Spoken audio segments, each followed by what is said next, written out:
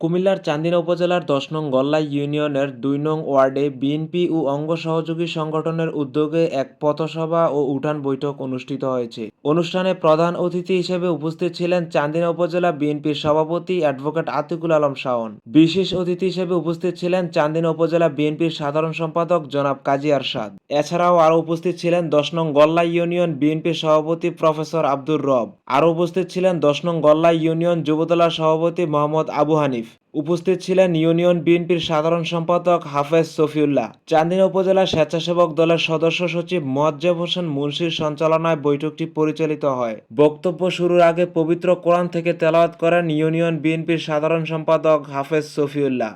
সভায় বিএনপি নেতা অ্যাডভোকেট আতিকুল আলম শাওন বলেন, বাংলাদেশ জাতীয়তাবাদী দল বিএনপির পক্ষ থেকে বলা হয়েছে, বাংলাদেশের সংখ্যালঘু বা সংখ্যাগুরু বলতে কিছু নেই। ৫ই আগস্ট ফ্যাসিস্ট সরকার পতনের পর থেকে আজ পর্যন্ত চান্দিনা উপজেলার বিএনপির কোনো কর্মী হিন্দু ধর্মাবলম্বীদের কাজে ব্যাঘাত ঘটায়নি। তিনি আসন্ন শারদীয় দুর্গাপূজা উপলক্ষে হিন্দু ধর্মাবলম্বীদের উদ্দেশ্য করে বলেন, আপনাদের পূজা সুন্দরভাবে সম্পন্ন হোক, এটাই আমাদের প্রত্যাশা। বিএনপি ও অঙ্গ সহযোগী সংগঠনের নেতা কর্মীরা প্রতিটি পূজা মণ্ডপে সহযোগিতা করবেন। পূজা চলাকালীন যেন কোনো দুর্ঘটনা বা সমস্যার সম্মুখীন হতে না হয়, সেদিকে নেতাকর্মীরা খেয়াল রাখবেন। এ সময় তিনি প্রতিটি পূজা মণ্ডপে পূজা পরিচালনার জন্য পূজা কমিটি গঠনেরও নির্দেশ দেন। পরিশেষে তিনি বলেন, আর আমি শুধু এটুকুই বলবো, সম্মানিত উপস্থিতি, আমি অদম মানুষ, এতিম মানুষ।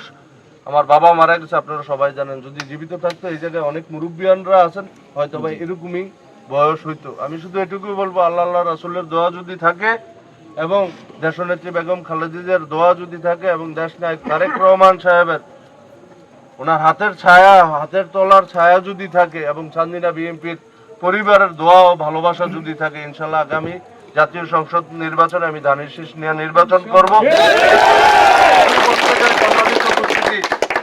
ধর্ম বর্ণ এই জায়গায় কোনো বিষয় না, প্রত্যেকের অবস্থান থেকে প্রত্যেকের আমরা সবচেয়ে বড় পরিচয় হলো আমরা চান্দিনাবাসী। আমরা সবচেয়ে বড় পরিচয় হলো আমরা চান্দিনাবাসী, এই হইল কথা। আমি আর অন্য কিছু বলবো না, আমি শুধু এটুকু বলবো, সম্মানিত উপস্থিত সকলের সুস্বাস্থ্য দীর্ঘায়ু কামনা করে এবং আমি অদম এতিম আপনাদের কাছে একটা দোয়ার দরখাস্ত রাখবো, যে ধর্মের আছেন এই ধর্মের মুনাজাতে এই অদম এতিমরে রাখবেন, এই আশাবাদ ব্যক্ত করে উপস্থিত সকলের সুস্বাস্থ্য দীর্ঘায়ু কামনা করে আবারও দেখা হবে আপনাদের সাথে, এই আশা প্রত্যাশা ব্যক্ত করে আজকের মতো বিদায় নিচ্ছি। সবাই ভালো থাকবেন। আল্লাহ হাফেজ। আসসালামু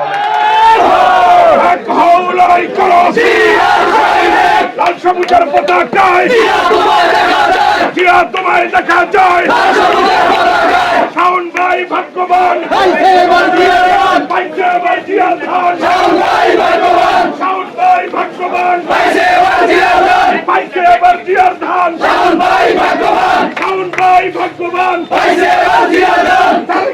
সালাম নিন, সালাম নিন, সালাম নিন।